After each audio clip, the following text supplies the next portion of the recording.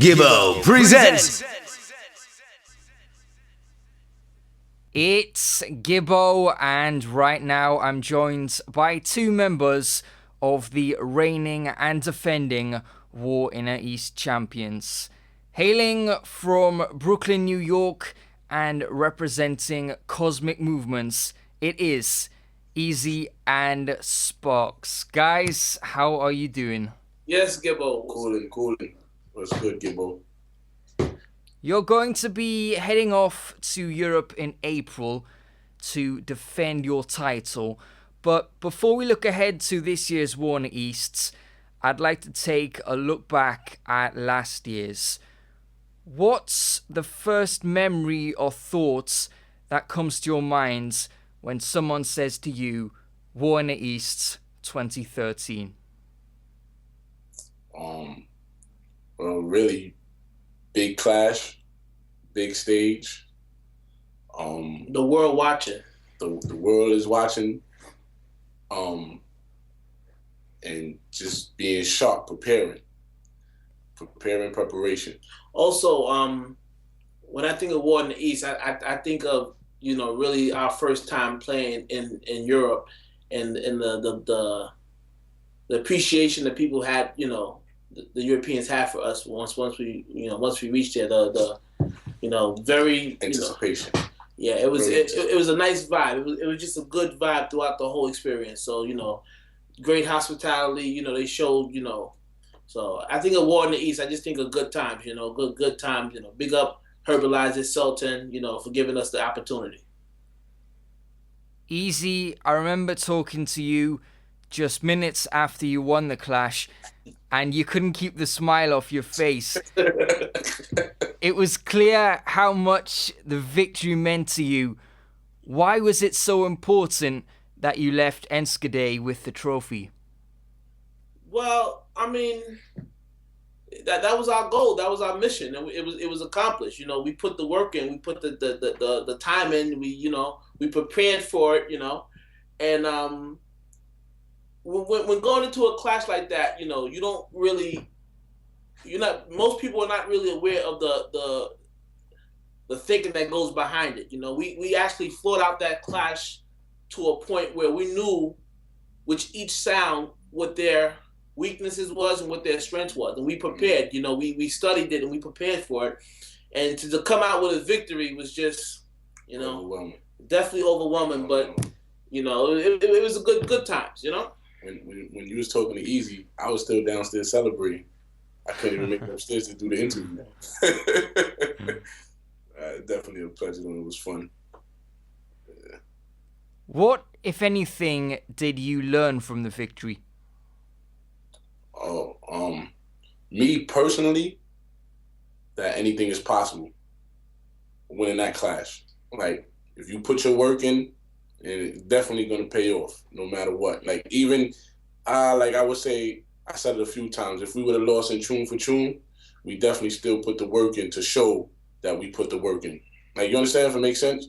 Like, we put our time, we put our effort in, and we really went to shock the world and show the world that this is what we really want. So we definitely did that, and then it was just to close it and bring the trophy home.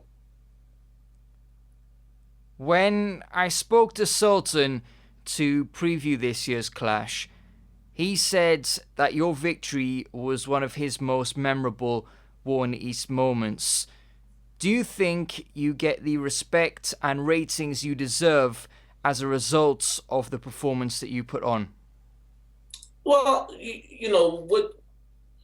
with a victory like that, you're gonna have your positive feedback and your negative feedback. And on a stage as big as War in the East, you have to expect it. So what's the question? I mean, it's I appreciate it, but we definitely got love after the clash. A lot of people respected us more.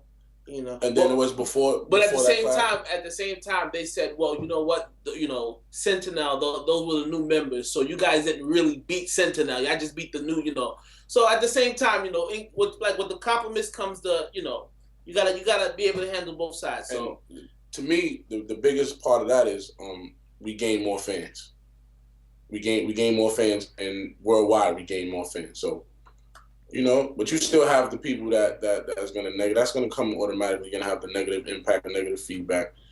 That's fine, but we gain more fans, and we going back for 2014.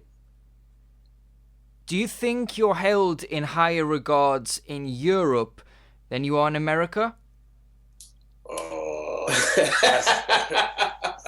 Well, all right. Well, you see, it's a big difference. It's a big difference between Europe and America. I mean, you know, Kosmik was you know, we came about. We was raised in America, in Brooklyn. So we have our loyal fans. You know, we have people who follow us, people who rate us, people who respect us. You know, because at the end of the day, you know, what we accomplish in such a small amount of time, it doesn't happen often, you know. So, you know, you're gonna have people you know, from our hometown who's gonna, you know, hate in a sense, but at the same time, you're gonna have people who you know, will come up and say, you know what, I respect what you guys are doing for the music, you know, for the sound clash business, you know. But to answer your question, I don't know, because I'm still naive about, you know, that we even have a fan base in Europe. You know, I'm still naive about that. I mean, we're over here, so I don't know what's being said or spoke up over there, you know. But you know, I don't know. I can't answer that question. I don't know. That's something that you know, anybody opinion will count on that. But I can't say for myself. You know, it's not fair because I don't know what's being said over there and over here. You know, it's just we can't tell. That's something you would have to, you know, tell us more. You know. I remember after you won the Clash, you didn't go straight back to America. You stayed in Europe for a few days. When you finally arrived home, what was your reception like? Oh, for me, I don't know what easy was. When I arrived home, it was a cake on the table for me and some balloons. Seriously. Yeah. There was a cake, a teddy bear, some balloons, and it said congratulations. You know, and but you know, back here in the Sound Clash arena, you know, we got a lot of love. A lot of people came and congratulated us. You know, we had a little a party afterwards, and you know, they kept a victory, like a small victory party. You know, so they accepted it. It was accepted. You know, we definitely got, you know, and then again, like I said, you have some people who, you know, will congratulate you, but then on the other hand, they might not. You know, so it goes both ways, the same way. You know. What, if anything, has changed for you as a sound since the win last March?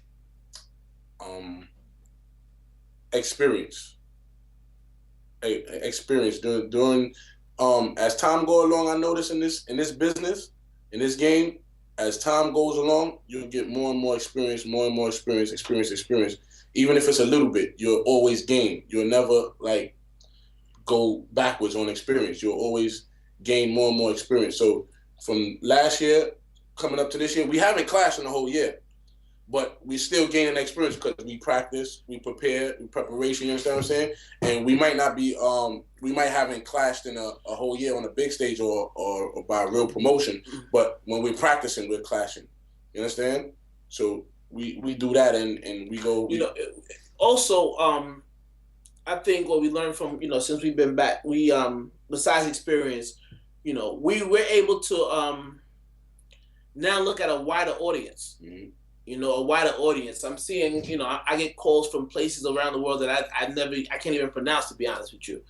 And by us doing that, it allowed us to go back to Europe, you know, last year in October, and to gain, as he said, more experience and to widen our fan base, you know. So, you know, we had 2 dances in Germany in October. So, you know, one of the main reasons me accepting, you know, me taking those dances is to try to gain the experience and the fans and to make Kosmik more of a household name in that part, because I knew we was coming back for War in the East, and it was just beneficiary to us. But yeah, that's it.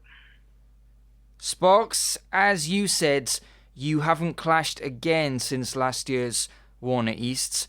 Why is this the case? Why haven't we seen you back in the Clash arena sooner? It's really not that we wasn't booked or we wasn't asked to clash. We was asked to clash. If it makes sense, easier, definitely take it. But we wasn't on vacation either. We just had some family things we had to take care of. You know what I'm saying? Because family comes first. But also, everything you do, one thing I've been around this industry for quite some time now, and I've seen the mistakes other sounds has made in the past, in terms of, burning themselves out too fast, At the end of the day, my sound is not even 5 years old. So some sounds that's been around for 15 and 20 years have that ability where they can go out and clash every week, every month, and still give that, that freshness to the table. But we're still building. And I'm not going to put ourselves in a position where the people get tired of us and we'll be known as a parked up sound. We want to just take our time. There's no rush in this. We just take our time and build. Go with the flow. Basically, we build, we go with the flow, and just take our time. Don't rush into anything, and we make sure we do what we feel and think is right for our sound. Right. You know what I'm saying? Like, we don't let nobody control us and force us to do anything we don't want to do. So right. Don't get me wrong. Promoters have called me, but I'm looking more after this dance. Like, we're looking more to get into the one-on-one clash stage. We want to get into that. We've never had a one-on-one clash. So that's what I'm looking more forward to in 2014. That's going to happen. So, but in terms of not clashing in the last year, it was done strategically, because even though we didn't clash, we still was able to travel. We went to Canada.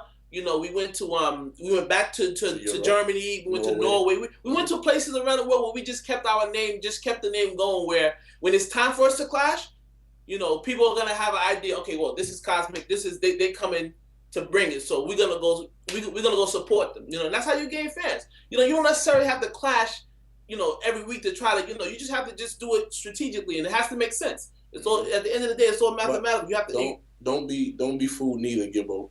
Like, we listen to every clash. We're still going to every clash that we can make it to. We're still a part of it. We're still around it. Don't think we just parted from away from it and left it alone for a while. No. We still paying attention. We hear everything. We see everything. And don't think we still working. We voices. So we still everything's working. Yeah. You understand what I'm saying? So, yeah.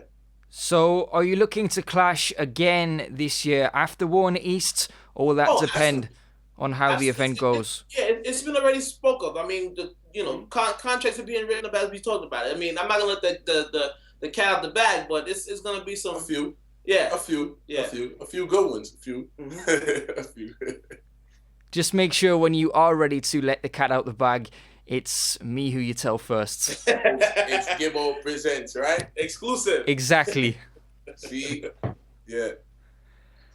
All right, let's look ahead to W.I.E 2014, which is going to be taking place in the German capital, Berlin, as opposed to the Dutch town of Enschede, where the event has always been held in the past.